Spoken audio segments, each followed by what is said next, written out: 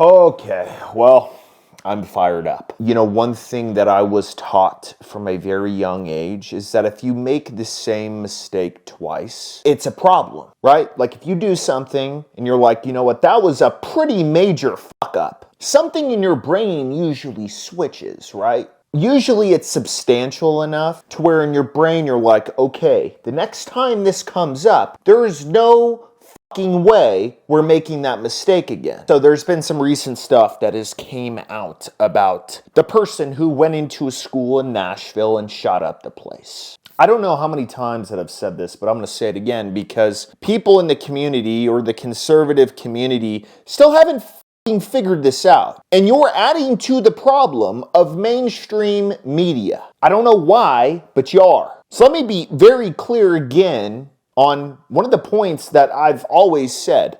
If you show the face of a mass shooter on your channel or whatever you have, if you say their name or you put their name up, you are adding to the problem. And if you don't understand, let me explain it to you. Whenever there is a shooting like this, all of the mainstream media sits there and plasters their face and their name on everything. What do you think that says to a potential mass shooter who's thinking about doing something like this? It glorifies the entire situation and it makes someone who is nothing something. Take the situation out of it. If you tell someone, you know what, tomorrow your face is going to be plastered all over the news, people are going to talk about your name for years and years to come, and you're going to become famous. Do you think a lot of people are going to be like, okay, yeah, that sounds good? We know media companies are going to do this because they love to just stir the pot, and this is good for them. Anytime there's a mass shooting, it's good for them because they put their name out, their face out, and it just causes a big old stir of emotion across the country. How about this, just for a quick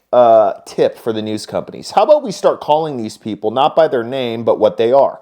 Piece of shit shoots up a school. I don't know, I just think it's kind of sad that anytime there's a mass shooting, the face and the name is plastered everywhere. But when there's a self-defense shooting, it is rare, very rare, that the person's face is plastered everywhere. Hero. Person defends himself with a gun. Hero. Like, guys, seriously, how hard is it to put the face up and black out part of it? How hard is that? How hard is it? How hard is it to say Nashville shooter instead of their name? Anyways, all these documents were leaked, and it's honestly pretty interesting because, of course, the media always tries to say that a certain group in America is targeted, and that's if you are gay or a part of the LGBT, whatever community, if you're not white. What happens when a Christian private school white kid gets targeted? What happens? I'll tell you what happens. It doesn't make the news. And there's a simple reason. There's no such thing as targeting those people. There's no such thing. That's where we're at. I mean, can you imagine if this person went in there with a whole bunch of Trump stuff on in the writing saying, well, screw all of these immigrants and black people and gay people? That if Kyle Rittenhouse had any kind of manifesto, he didn't kill 6 people, 9 people. He shot 3 people in self-defense. But if he had a manifesto, we would have seen it within 24 to 72 hours.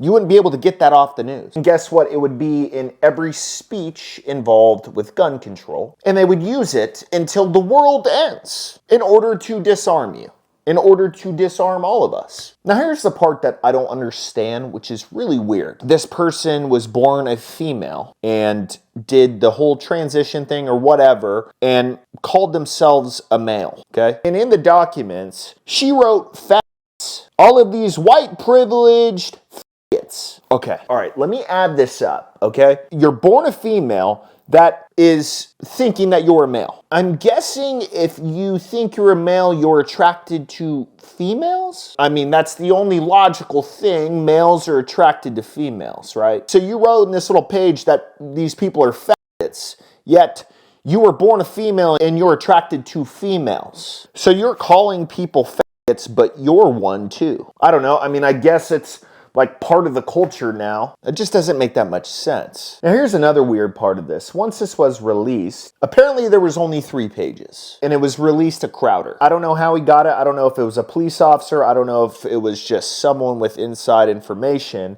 But he did a little interview with this little weird dude. And here it is. Person that was so mentally ill that there may not be any understanding of why she did what she did because she was so mentally ill. But I don't have the entire conflict. I don't have the entire all of her writing. I noticed you say she. Why do you say she? The family refers to her as she, and although she identified as transgender. Now look, subtract all the pronoun talk and all that. No one cares. This is another thing that I've said. If you are confident in who you are, why do you have to shout it from the rooftops like, hey, look, I was born a woman, but I'm a male. If you think you're a male, fine, whatever. Do your thing, but leave us out of it. The only people you're going to answer to is God and the next person you try to date. We don't care. I promise. We can use experts to evaluate this.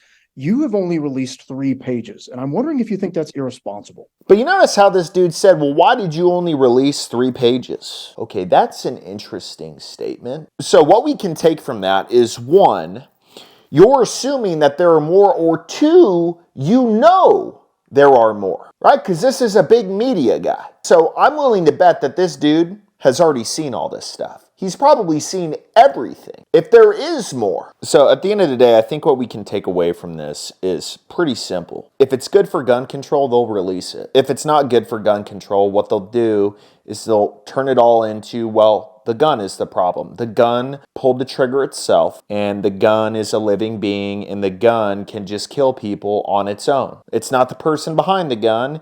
It's not the fact that the person had mental illness. It's not the fact that the person targeted white, Christian people, innocent kids. And then on top of all of it, they will glorify it. They'll show their face everywhere. They'll say their name, and they'll create an atmosphere or essentially a situation to where it feeds other people who are mentally ill or who say, you know what, screw life, screw all this, I'm just going to go do a mass shooting. It's sick. This is all sick.